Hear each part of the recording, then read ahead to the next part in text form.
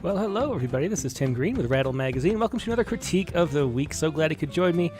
D. Coleman and Devin Brock over there. Good greetings from South Dakota. Devin, I guess to South Dakota from Southern California. Look over on Facebook. I'm going to be a little more careful before I launch into shows from now on to make sure that they actually launch. Because if you watched the Rattlecast on YouTube last week, it didn't. And there's this weird thing where when you click go live, it says it's gone live.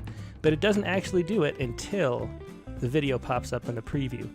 And I turned away too fast. And so for 10 minutes, there was no stream.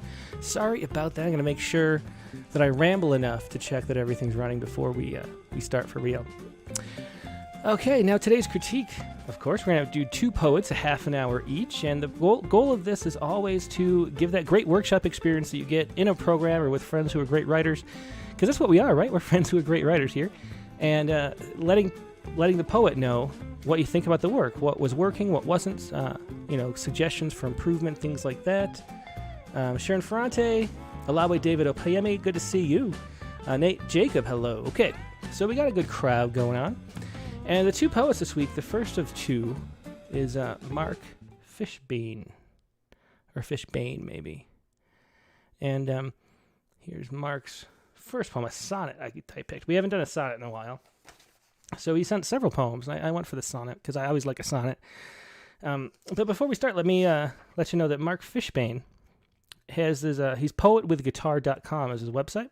He's also affiliated, though, and I'm going to just read this to you. I said I did want to mention that besides Eventbrite readings I host called Planet Poetry 28, which you can check out, just search for that, I am part of the PGN, the Poetry Global Network. This is an international group of poets offering various weekly segments, the Poetry Times of news and events, etc., the Poets Lighthouse, Poets React, and others. This initiative is looking to be a go-to place for poets around the world to engage in virtual poetry and events, all available on our YouTube channel. And that's kind of cool. There's actually I went and watched one of these segments, and they've had 12 of the Poetry Times episodes so far. You can see it down here on their YouTube channel. Just look up Poetry Global Network, like you see right there. But they have Poetry Times with news about awards and poetry news, which is something you don't see all the time. It's a brand new project, so check that out. This is not Mark Fishbein. This is Martin, somebody else. There's a whole team of people who are working on this, so do check that out. But in the meantime, let's check out these poems by Mark Fishbein. Once again, it's poetwithguitar.com if you want to find more of Mark's work. Where did my pen go? Here we go. Okay. So, Sonnet for an Anniversary. Poem number 1. Huddled on ice, the penguins choose a mate and do a stately tango, as in ballrooms we clutter, dance with smiling eyes, take a date, and proclaim the rookery to have found the other. Curious that penguins wed for life, faithful of their nest in the huddled crowd, a humbly held bond between husband and wife with deep compassion to the life they found. As these courtly birds age, they bicker, caring to their thinning coats, waddling away, careful not to trip, saying, "Here's the spouse I picked. Now see our offspring feasting in the bay." As 50 years pass, we kissed in the park to share Arctic suns and winters dark. So a nice little sonnet there. And now, of course, we always like a title that gives you something, right? And so this lets us know what it's for. And by letting us know what a poem is for, we know where to situate ourselves within it. We know who is speaking to who, really. We don't know if it's, which part of the relationship is which or whatever. But we do know that it's an anniversary. And then, of a couple. So this is a good start. Just because it lets you situate yourself within the poem, so you don't have to wonder what's going on here. We know. And that allows us to go off and to view the penguins without any problems. So that's what a good title can do for you. Just let you know where you are. Huddled on ice, the penguins choose a mate and do a stately tango, as in ballrooms we clutter. This is one of the... There aren't many places, but this, as in ballrooms we clutter, that phrase struck me as sort of a little forced to fit into the meter. Because that's not really a natural way that you would say it, as in ballrooms we clutter. Normally you would put the subject first, as we clutter in ballrooms maybe. But then the rhyme there comes through, and so you kind of have to do it that way. And it felt a little strange. I guess what is feeling strange now that I think about it is the we is like a universal we, because we are cluttering. And in the poem, I expect it to be the we to be the mates. Do you see how that works? And so that kind of throws me off. I guess that's what it was. And the inversion too. But mostly that the we, all of a sudden I'm like, wait, who are we? I thought we were, I thought you were writing for the anniversary. Dance with smiling eyes.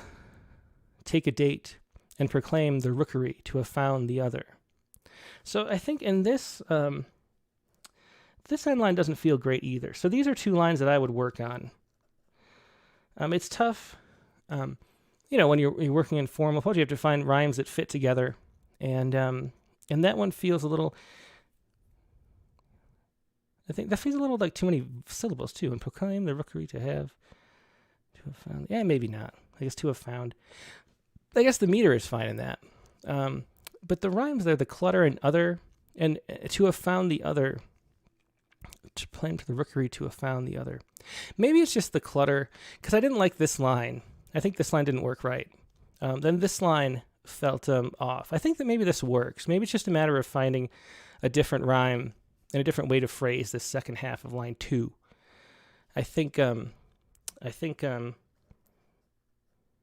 Yeah, I would work on line 2 there. I think that's a weak spot in the poem. Curious that penguins wed for life, faithful to their nest in the huddled crowd, a humbly held bond between husband and wife, with deep compassion to the life they found. So we get this metaphor of the penguins being like the couple that we're talking about. And, curious that penguins wed for life. I think that's a good line. I like that line. It's a nice, simple, direct line that fits the meter and the rhyme. Faithful to their nest in the huddled crowd. I like it too. Faithful to their nest in the huddled crowd. Another nice sense of rhythm in that. So 2 good lines there I like. A humbly held bond between husband and wife. So when we get these adverbs, humbly held and deep compassion, they're just kind of weaker ways to say things. I would love to have more imagistic ways for these 2 lines to play out. I think that would be a little stronger there. Humbly held bond between husband and wife with deep compassion to the life they found. And again, the rhyme is perfect for lines 1 and 2 in both, 1 and 3 in both stanzas so far, but then it's a slant rhyme in lines 2 and 4, which is interesting. Crowd and found are a little bit, much more distant than life and wife, of course, but even more than clutter and other, I think.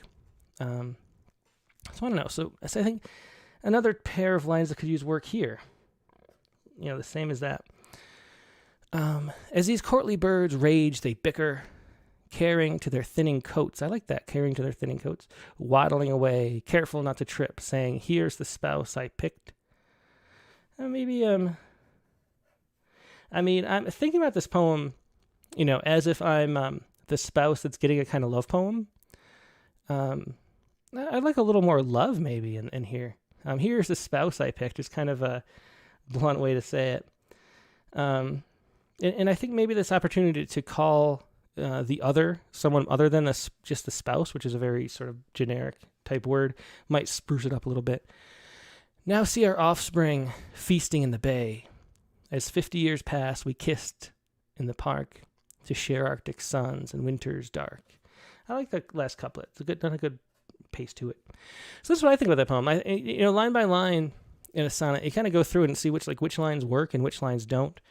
And that's what was working and what wasn't for me. I mean, people can disagree. I'm sure, if you do leave your comments or suggestions in the comments, but that's how I feel. And now the poem, the question that we always have for poems like these, is that question we talk about with the public versus private poetry sometimes, where, does this rise to the level of a poem that someone else can enjoy besides for just the person you're giving it to?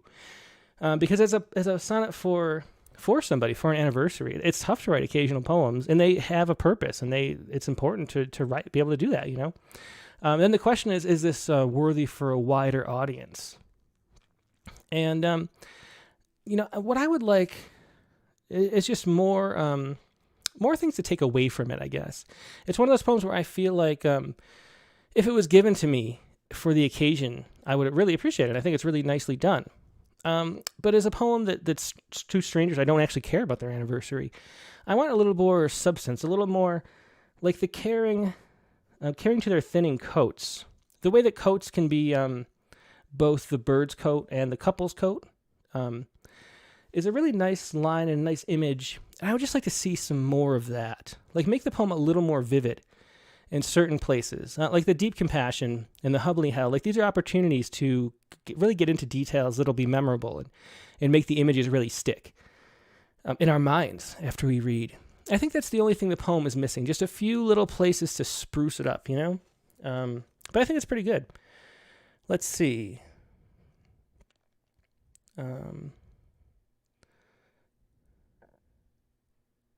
Let's see. Kathy Gibbons says maybe in lines 2 and 4 play with rhymes together and feather. That's a good suggestion, Kathy, or something similar. Yeah, interesting.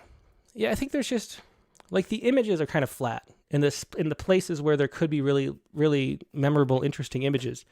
And as we always talk about, the images are really what sort of triggers the electrical activity in your brain, which makes a poem memorable and meaningful. It's hard to do a poem without strong images. James Cecilia says, ballrooms we mingle, we are no longer single. And again, with wild flame the life they found. Much more vivid there. Line 8 is somewhat forced, says Nate Jacob. The sentiment is good, but it is said oddly. Which one is line 8? That's here. Yeah, with deep compassion. It's just deep compassion. It's sort of a shallow kind of phrase, ironically. If you ever... Very rarely, unless you're using it visually, I don't think phrases like deep have a much place in poems because they're just filler. They're just kind of there. They don't really have much weight to them. Let's see what T.R. Paulson says. I was wondering what T.R. would say because she is, of course, a sonneteer and other formal poetry lover. I like the Penguin sonnet a lot for the subject matter. I like the mix of true and slant rhymes. For me, the syntax feels off in places, like it's trying to fit the meter, but I quickly scanned it and the meter is not. Some of the lines have only 8 syllables, others have 13. Traditional meter is not required for modern sonnets. And I would say either go for a consistent meter or just ditch the meter altogether and really work with the language and imagery. This poem leads too much on the somewhat cliche idea that birds mate for life. Maybe that's the issue. I mean, maybe it's the idea that we've seen this mating for life type metaphor in nature in love poems before. And so to do that, it really needs to pop off the page and say something interesting in a way that's different. And that's really what's not here. There's no lines that that I would come back to and think on later. Like when you read a poem that's really working, an hour later, the line might come back to you in your head. And there's really no lines that do that in this poem. So that's all it's missing. I think I like the structure of it. Now, TR said that the meter, right? You said the meter, let's see. For me, the syntax feels off in places like it's trying to fit a meter, but I quickly scan it and the meter is not. I'm not sure what you mean. Was there that talks about syllables, but it's really the stresses that matter. So if you have a lot of, you want 5 beats per line if it's metered. Which lines do you think don't have the right meter? we'll maybe look at them before we move on.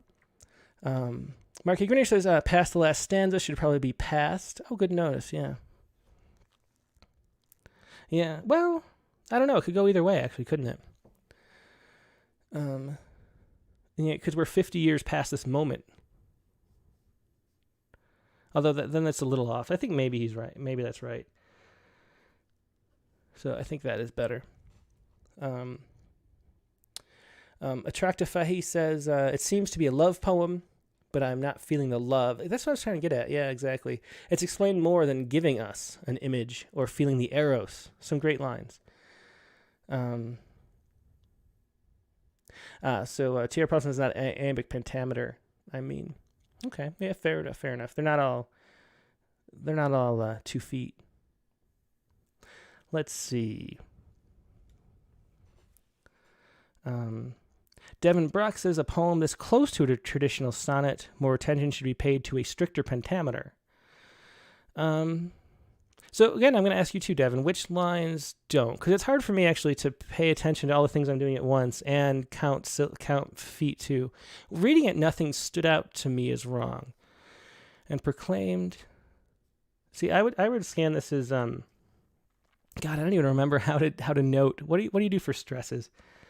I just underline the stresses, I guess. And see, I read that as to unstressed and proclaim, to the rookery, to have found, to the other. I mean, that's a lot of unstressed syllables, but still 5.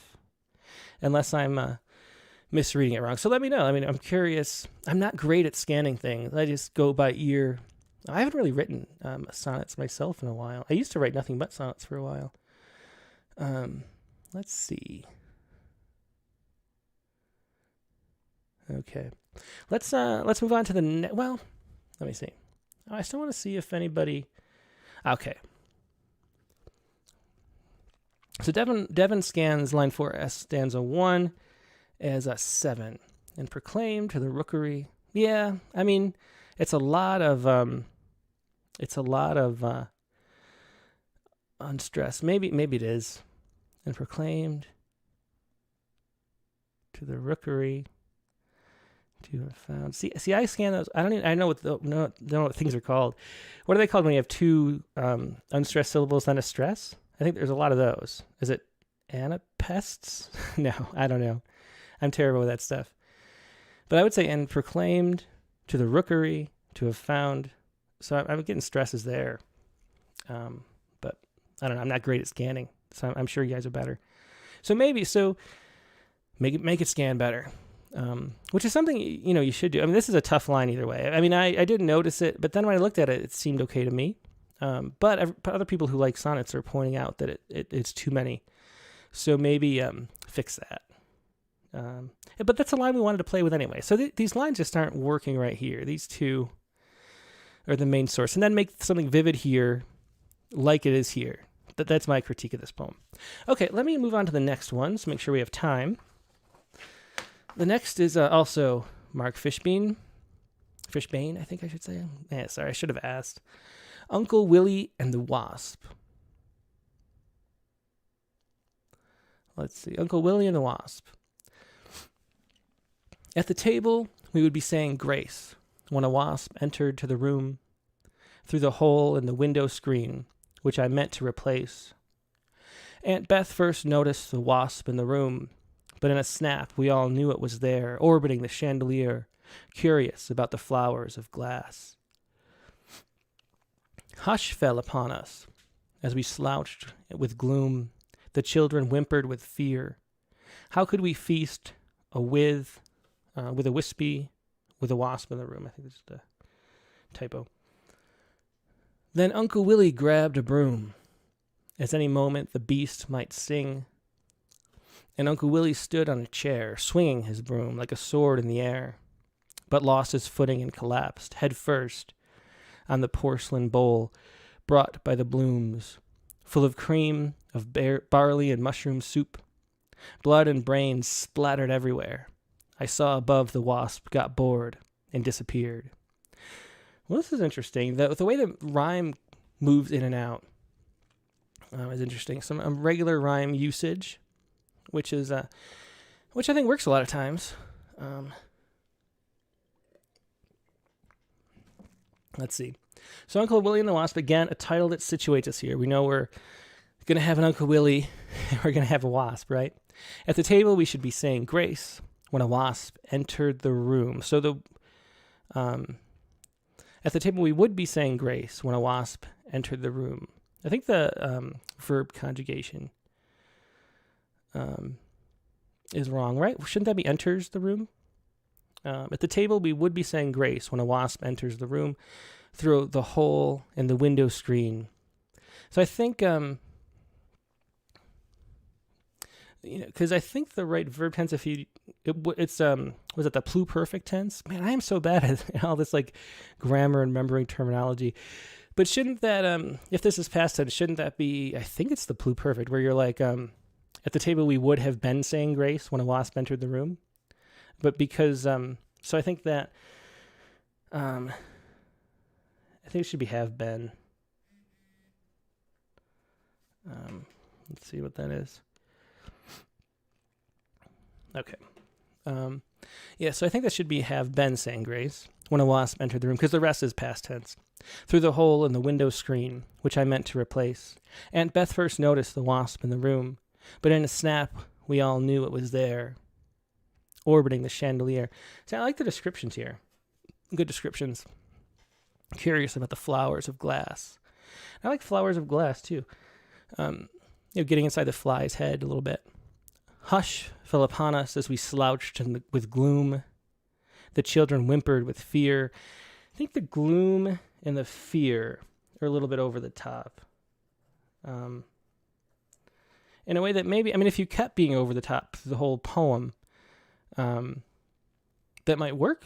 But push it farther and keep being sort of melodramatic about this wasp. I guess kids do whimper with fear, but with gloom doesn't seem like the right word. How could we feast with a wasp in the room? Then Uncle Willie grabbed a broom, as any moment the beast might sting. And Uncle Willie stood in a chair, swinging his broom like a sword in the air. So I think the chair airline is a little overdone. Like some rhymes you just see too much. And chair air, daughter water, things like that. So I'd probably find a better rhyming word there. But lost his footing and collapsed head first on the porcelain bowl brought by the blooms. So, I don't think we get the blooms otherwise, right? Yeah, so I assume this is a family name, right? And, but it seems thrown in there again, to rhyme with broom. But it feels like out of place because you don't really know, like, why do we have to know the name of the blooms here? Blood and brains, full of cream of barley and mushroom soup. Blood and brains splattered everywhere. I saw above the wasp got bored and disappeared. I kind of like this doesn't rhyme at the end and sort of cuts off short. Overall, I'm not sure what to take from this poem, and maybe that's the thing. It's a very serious thing if Uncle Willie dies. Don't mean to laugh at Uncle Willie, but the way it's written doesn't seem like it's all that significant. So it almost seems like dark comedy, but then it doesn't play that way. Although it actually reminds me, we had over the weekend, Megan and I watched, I think it's just called Pig, the new movie with that Nicolas Cage, who I don't know why he's never mind. No comment. No commentary on Nicolas Cage. But I felt like I couldn't figure out if if the movie was supposed to be serious or comedy, and it sort of fell in this sort of like nebulous, almost uncanny valley between the two. And I feel like this poem is doing the same thing, where I'm not quite sure what to make of it. Like, what am I supposed to take from this? Poor Uncle Willie, and but we don't get any sort of meaning out of it. Like, there's no sort of leap to a new place. There's no window or door. Missing a door there. Like, where are we going to go from here? I don't know. And so it would work if it was sort of humorous all the time, like sort of a slapstick comedy type thing throughout. But we don't really get that at the end either. I mean, just his brains splattered everywhere, and the wasp got bored and disappeared. I don't know how to take that. Like, I don't know what I'm supposed to bring home with me from this poem. So let me see what you think about it. We have 5 more minutes to discuss this one, then we'll move on to the next. Let's see. So,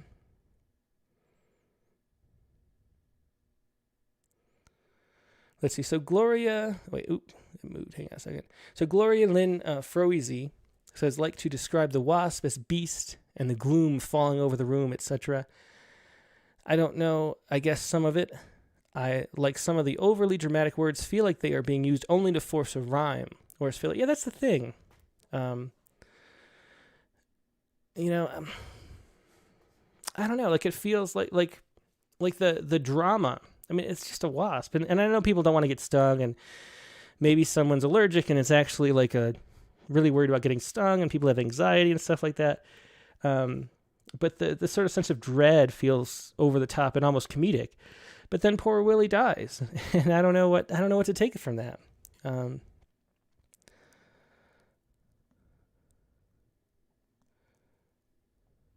Oops, hang on a second. Uh-oh. I just accidentally clicked something and lost. I think the stream must still be playing, but I think I clicked out of Facebook, so I have to find it so I can see it again. Oh, hang on. I accidentally clicked on someone's name, and then I close it. So how do I get back to the comments?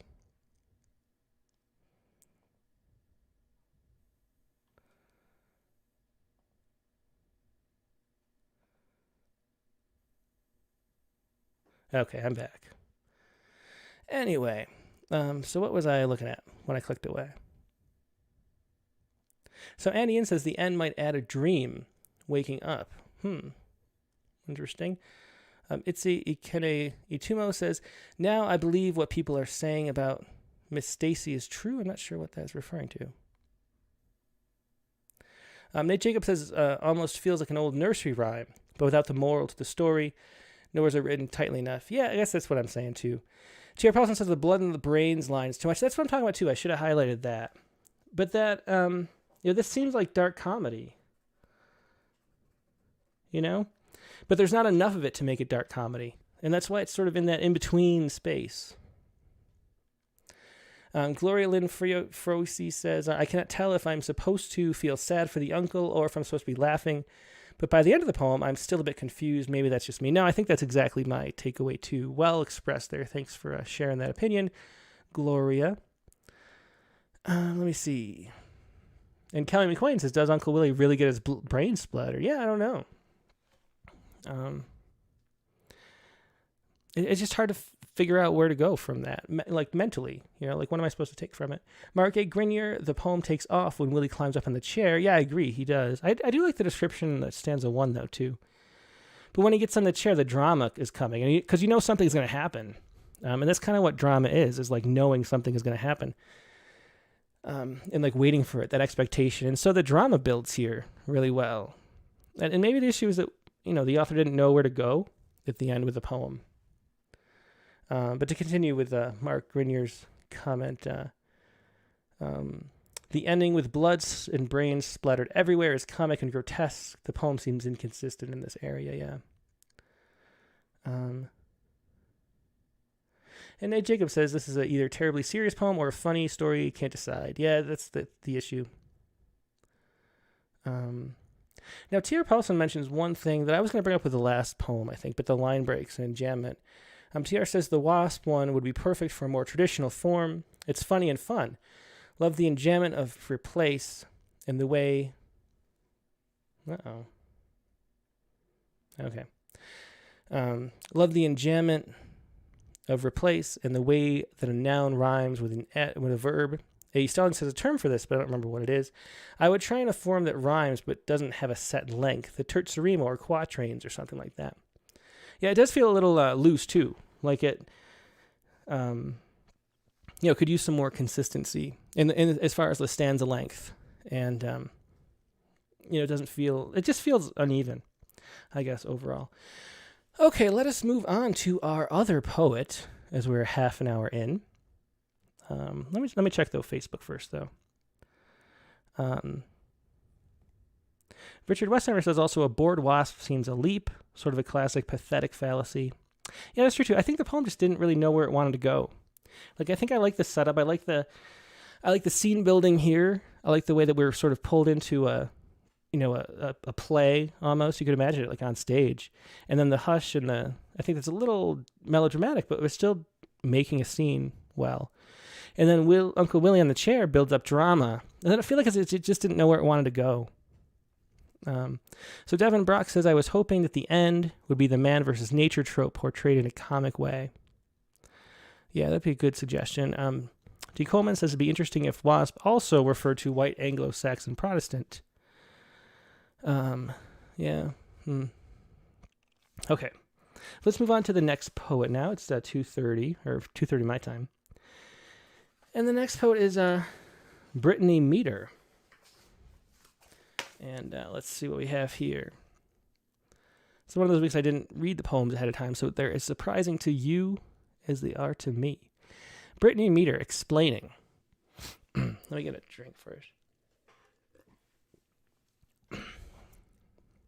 Explaining. We are two buds on the same vine. You understand and love me, safeguard and treasure me as I do. Alas, my gifts are a few coppers short, the number on the till. You can't be happy unless you're surrounded by adulation, and of course it's a benevolent act, a sweeping up of the sucking winos, leeching junkies, and emotional cripples I may find along any piss-soaked alley you walk through. I want to sit by the fire, bask in your company. I want to tell our secret stories, shine freely, regardless of others. I want to remain unfettered, as I only am with you, who knows me, deep, vein deep, blood of blood and flesh of flesh. But you cannot abide this felicitous isolation. You shatter our communion with intrusion, loud voices, judgment. They drown out our music and chatter uselessly. I do not love these strangers. For you, I am kind, but I'm exhausted. And for what? Mindless garbling of throats, wasted time, shallow interactions, meaningless as anonymous sex. I am invisible. You may ask why I don't enjoy our time anyway. Could you relish your dinner in a room that smelled of shit? I think there's another page. Yeah. My resistance angers you. Why won't I lay back and spread open for these strangers? You don't understand I can be gentle around you. You give me time to explain myself. Don't treat me like I'm stupid, but not others. They make a fool of me, so I'm left with my imbecile smile, trying so hard not to cry and make a scene, not to hear your long, suffering sigh. What's wrong? Yes, I am jealous of your time. I am needy and possessive. I'm not saying it's fair to you. You make me feel loved, connected, accepted, and in turn I clutch at you selfishly. But our relationship isn't only about me. Whatever sweetness remains in this bitter old fruit belongs to you. You are as dear to me as my own self, and I love you as tenderly. So fly free, bird. Bloom, flower, pour rain on the stinking, filthy masses. I'm done trying to keep your sucker for myself. The kindest thing you can do for a firebrand is let them burn. Interesting. So I kind of like the ending. The poem as a whole, and actually we just brought this up with the last poem, that there's that idea of whether poems are private or public. And this poem feels, eventually you know who we're talking about, but the intimacy doesn't feel like it's letting us in. It feels like it's really written for somebody who knows the situation of the relationship and would appreciate this interpretation of it or maybe be upset by it. But it feels like a poem that exists between two people rather than a poem that's really made for public consumption for an audience that doesn't know anything about either the subject or the speaker. So let's see.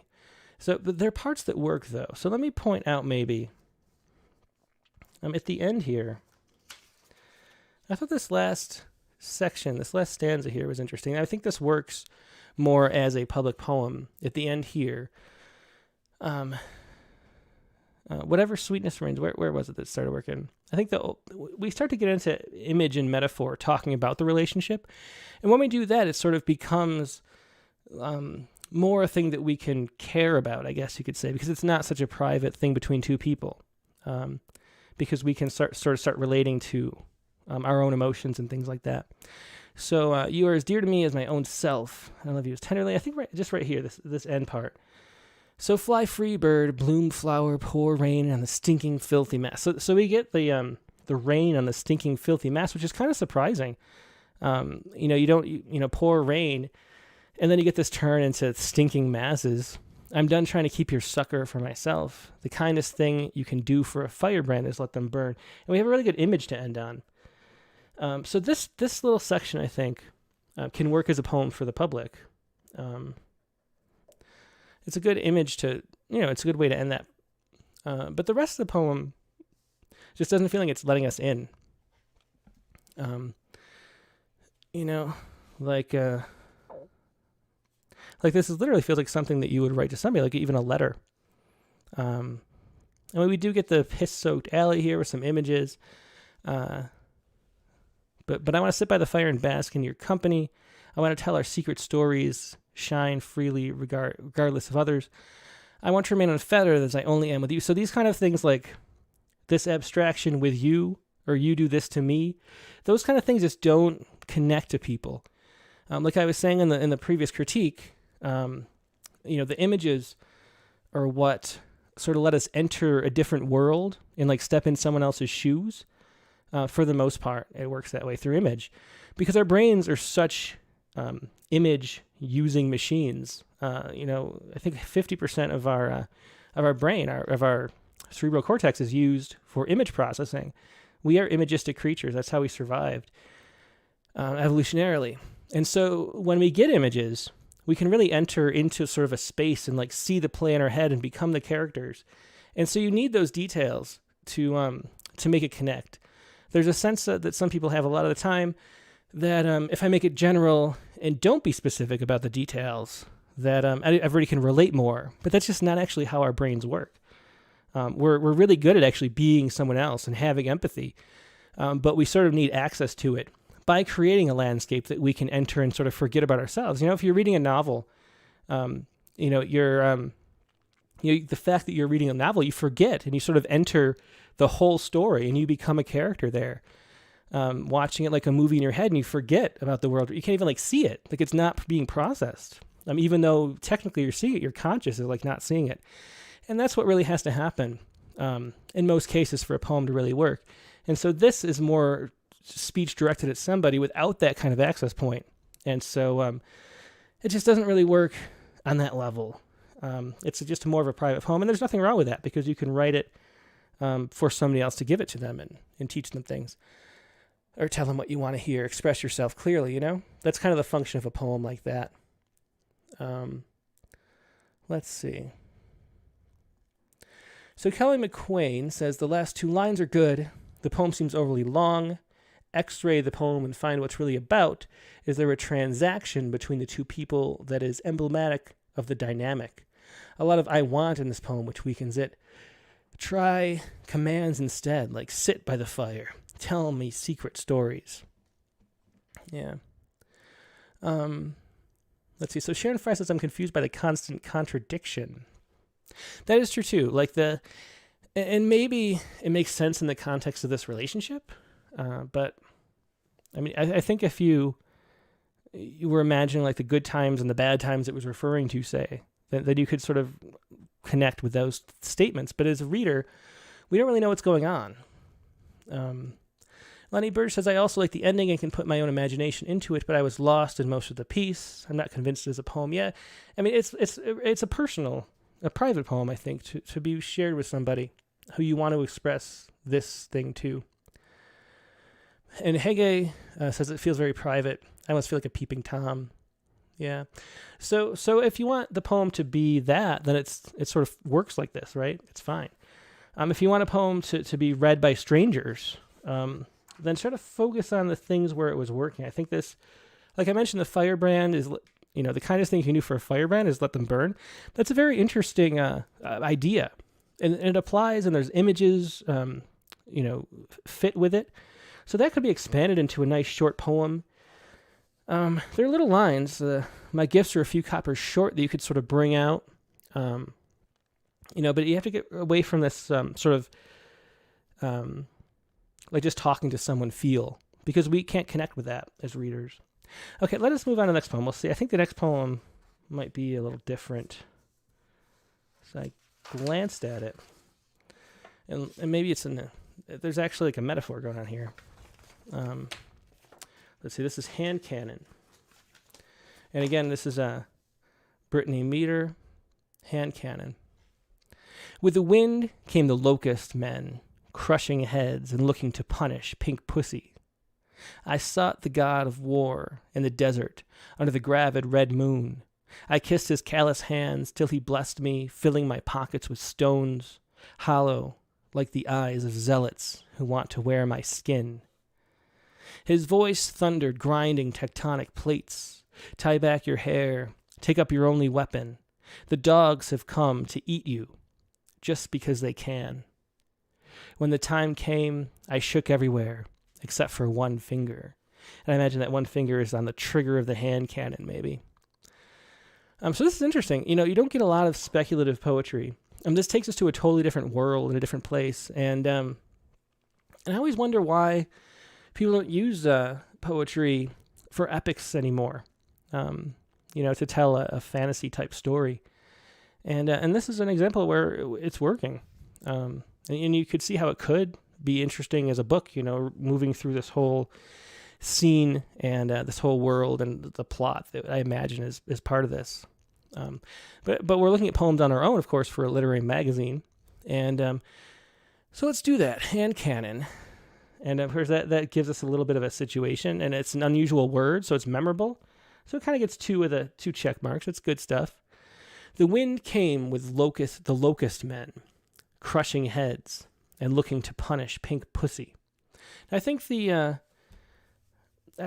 a really great, a good mystery to this locust men. I was very interested in here. With the wind came the locust men. I mean, that sounds like such an epic type thing. Crushing heads and looking to punish pink pussy. Now, the punish pink pussy, I mean, the alliteration is a little too much. And the pussy is a word that, you got to use. There's a lot of words that you have to use carefully, because they stand out more than other words, because they're not used very often. And that's one of those words. So, I don't know. So I think that the alliteration is just too much here. Unless you're going to continue with more of that stuff. I sought the god of war in the desert under the gravid red moon. What does gravid mean? That's one of those words that I never really actually know what it means. The gravid, pregnant, carrying eggs, or young, technically, are full of meaning or a specified quality. Comes from the Latin gravis, meaning heavy. Interesting. That's weird, because I thought it meant heavy, and then their first descriptions were far distance. I was thinking gravity and weight, So under the gravid red moon, I kissed his calloused hands till he blessed me, filling my pockets with stones. I like the line breaks here, too. There's a nice rhythm to the poem as it moves through. The only thing is that stones hollow. Seems like it needs a period there, right? And that I tripped over it because there's no line break, there's no capital, or maybe not a comma, or not a period, a comma. It should be, but till he blessed me, filling my pockets with stones. I'm not even sure what hollow means there. Actually, I kissed the callous hands. Till he blessed me, filling my pockets with stones. Hollow, like so the stones are hollow. I'm not quite sure about that. Like the eyes of zealots who want to wear my skin. And again, that term, zealots who want to wear my skin, is a very powerful, because that's image based. Like notice how other places, you could use something more abstract. But when you say, who want to wear my skin, the image of that is just very striking, and it's a negative thing that you don't want to put in your head, really. But how much more powerful that is because it's image based, and you can see, wearing someone else's skin and how horrific that would be to behold approaching you, right? And so it's that visual thing that we were talking about before. Just so important to use visuals like that to describe things, because visuals are profound and powerful for human beings. That's how our brains work.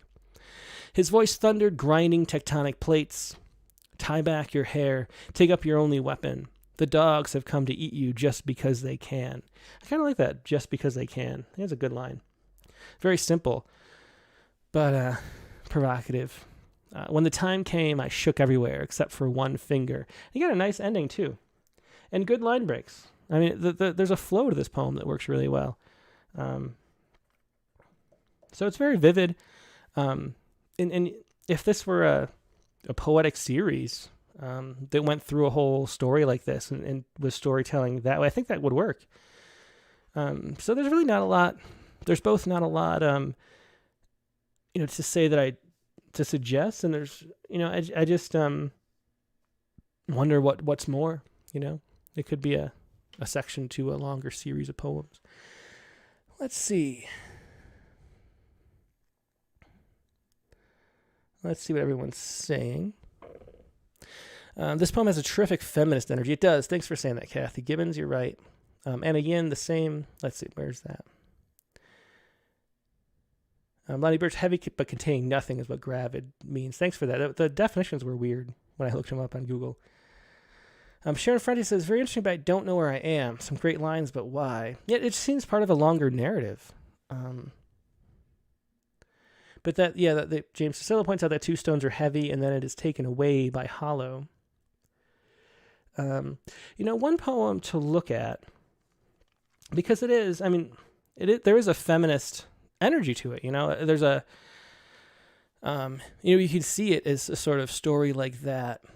And one of the things, what is it called? Katie Bickham's poem, The Blades, which won, I think he might have won the Reader's Choice Award at Rattle here.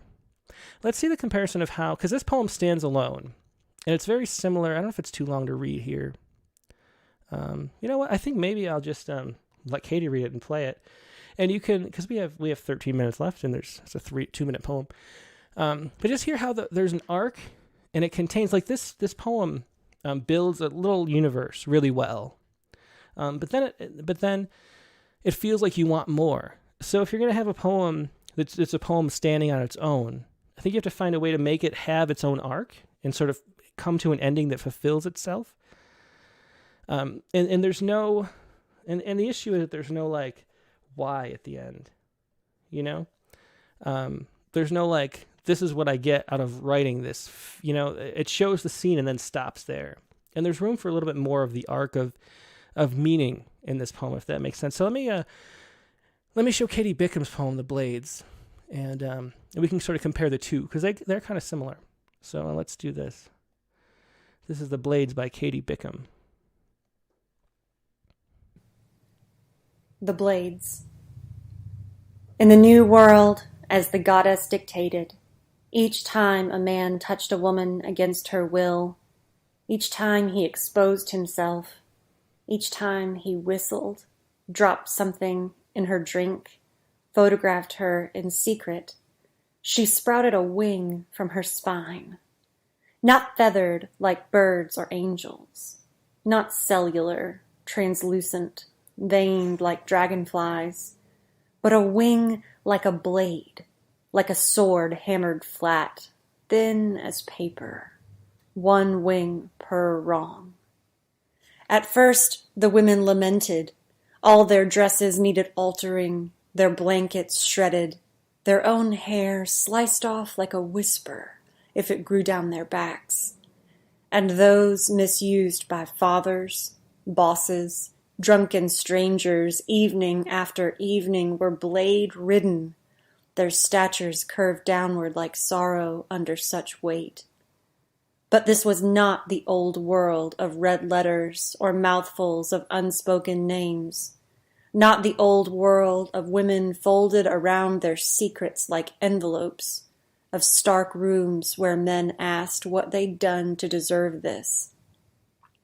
And the goddess whispered to the women in their dreams, and they awakened, startled, and knew the truth.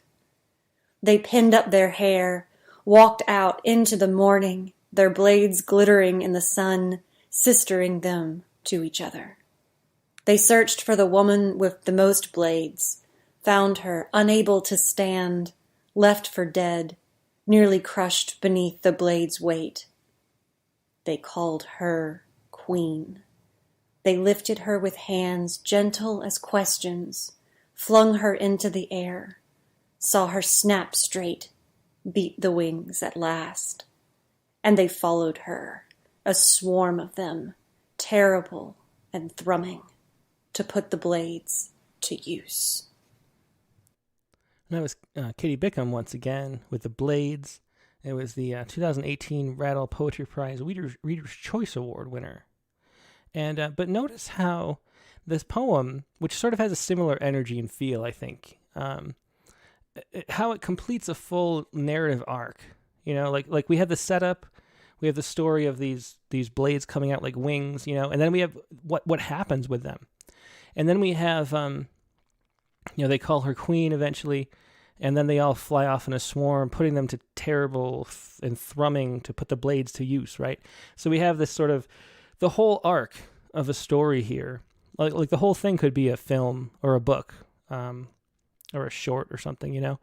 And that's the only thing that's really missing here in that poem. If you wanted it to be a poem that stands alone, is to have that sense of, the regular arc diagram. There's the setup, and then there's a rising tension, there's the climax, and there's some kind of resolution, right? Like that whole basic plot structure. And you want to find a way to put that in here. And so the issue with this poem is it doesn't have the whole structure. It sort of starts like at the rising action, right? And it ends right before the climax. And that you get this little strip, which isn't satisfying in the same way as it would be if it came down, So, and you could even do it with one line. When the time came, I shook everywhere except for one finger, and blah, blah, blah, blah, blah. Like there's this like space you can add some kind of additional push toward meaning, if that makes sense. Like you can, if you're reading a poem, you can sort of feel the gap there that's just missing. And that's kind of all that's missing here, because then you would have, then you would go over the cliff of the climax, and you'd have some resolution. You'd feel complete and remember the whole thing, like you do with the Blades. So I think for this poem, that's what it's missing, is just completing the story, unless this is a series of poems where the plot moves forward through the subsequent poems. In which case, that wouldn't be necessary for every poem. You would have the arc. Be moving through the book. So you have to kind of pick which way you want to go there. But if this is a poem, like we couldn't publish it really in a magazine because it's not fulfilled. But in a series of poems, or if you submitted 4 poems in a row and called them like sections and told a whole story, that could work too. But what it's missing is just the plot arc.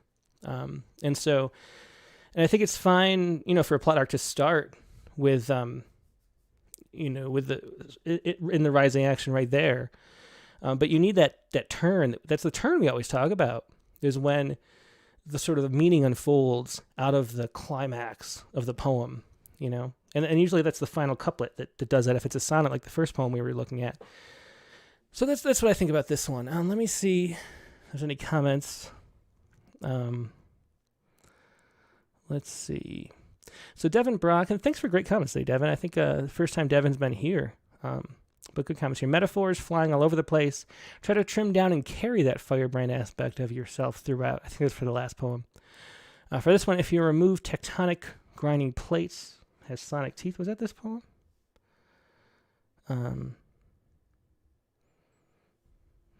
Let's see. If you remove tectonic grinding plates, has sonic teeth.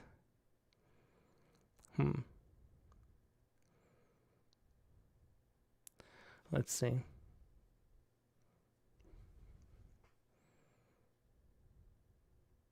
Yeah, that's true. I think you just take out tectonic. It's a weird word to be adding to. Let me see over on Facebook. Yes, Tierra Pellison says, yes, I could see this as part of a longer story. I especially like the way it opens. Pussy would work if it didn't have the pink with it. Yeah, I guess that's maybe it. That's just too much. Yeah, I think that's true. If you just... Oops, sorry. I don't know what that was I just broke. Hopefully it wasn't anything important. Yeah, if you took out the pink, then it wouldn't be one too many. It's just sort of... the alliteration is too much. And if there were other language like that in the poem, it would work. There's lots of interesting images and language. I like the lines about the dogs and the ending. I feel the poem would pick much more punch if there'd been one before it. Yeah, if it's part of a series, it would work. Mark Grenier says his voice thundered. Whose voice? The hand cannon? I think it's like the leader of the militia or whatever. That's how I took the poem. Who's fighting off this, what do they call them? The Locust Men. I mean, what if you had a whole series of poems? It was called like the Locust Men. That's such an evocative thing, and then describing them and what it would be. Nate Jacobs says it's the god of war, I think. So that's a good idea too. I Get Strung By is of Octavia Butler. Who's Octavia Butler? I'm not really familiar with Octavia Butler's work, but it sounds like something worth reading, possibly. Okay. There seems to be a lot of anger in her poems, split by attempts to be tender. Maybe concentrate on one emotion at a time for each poem. That's interesting. Attractive Fahey says, I love this poem. Great to hear it critiqued. Very powerful and empowering. Yes, very feminist.